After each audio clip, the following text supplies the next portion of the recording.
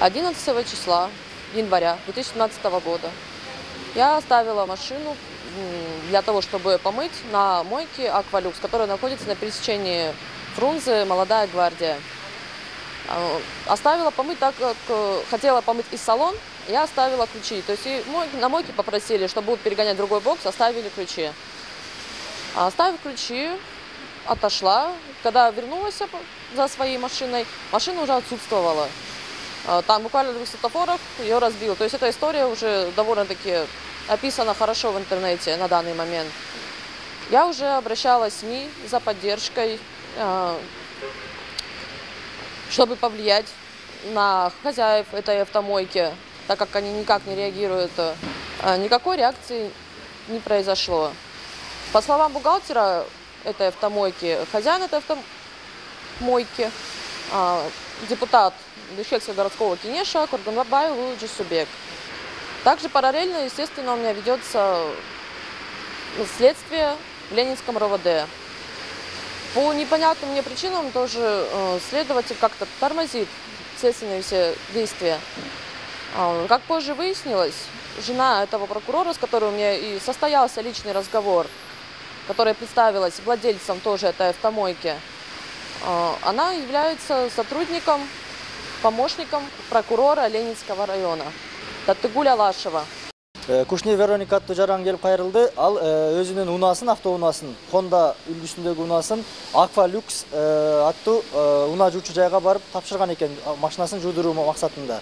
Андан кийин ал айым баягы машинасын таштап автомойкага, анан баягы машинасын жууп бүткүчө ключүн ошол жерге берип туруп, өзү чай ичкени чыгып кетет. Ошол эле жакын эле жергечи. Бул эми баягы күнүмдүк эле көрүнүш да. Бардык эле жарандар баягы автомойкага барганда машинанын ключүн берип, жуучу балдарга таштап берип коет эмеспи? Ал ортодо бир кыска убакыт, бир жарым саат өтпөй машинасын алып кетейин деп келсе, машинасы ал унаа жуучу жайдан жок болуп калат.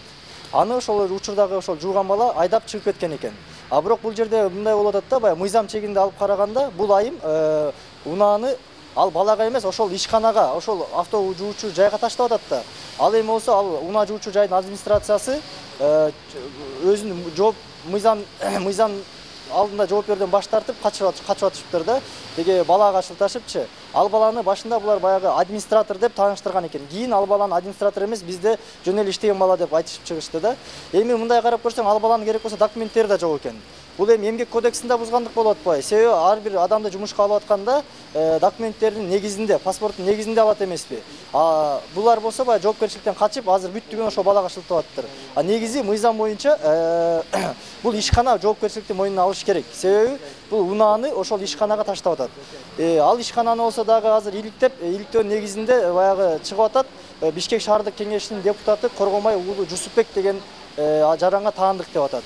Бирок ал Коргомай уулу Жусупбек деген жаранга жабырлануучуларга байланышка чыкканда, ал ар кандай шылтоолорду айтып, жоопкерчиликтен качып, жубайына шылтап, жубайымдыкы деп, кыскасы жоопкерчиликтен качып кутулуп кетип атат да. Балким бул жерде ал өзүнүн баягы кызматтык абалын пайдаланып атабы, баягы карапайым калктын тоготпой жаткандыгычы. Азыр менин колумда далил турат, ал ишкана керек болсо сноско кеткен экен да, мына менде турат далил катары документ. Мыйзам боюнча бул сноско кеткен ишкана, ошол сноско кеткен назначение чыккан күндөн тарта өз ишин токтотуш керек эле. Бирок тилекке каршы бул Аквалюкс унаа жуучу жайы бүгүнкү күндө дагы өзүнүн ишмердүүлүгүн улантып атат. Бул жерде эми баягы жабырлануучу тараптын арызын четке какпай карап коюшу керек эле дагы. Мыйзам чегинде ал ишкана өз жоопкерчиликти мойнуна алып, келтирилген чыгымды төлөп берүүгө милдеттүү негизи. Бирок алар кандайдыр бир деңгээлде ошол төлөп берүүдөн качышып, жоопкерчиликтен качышып, ар кайсы шылтоону айтып атышат. Бул негизи туура эмес.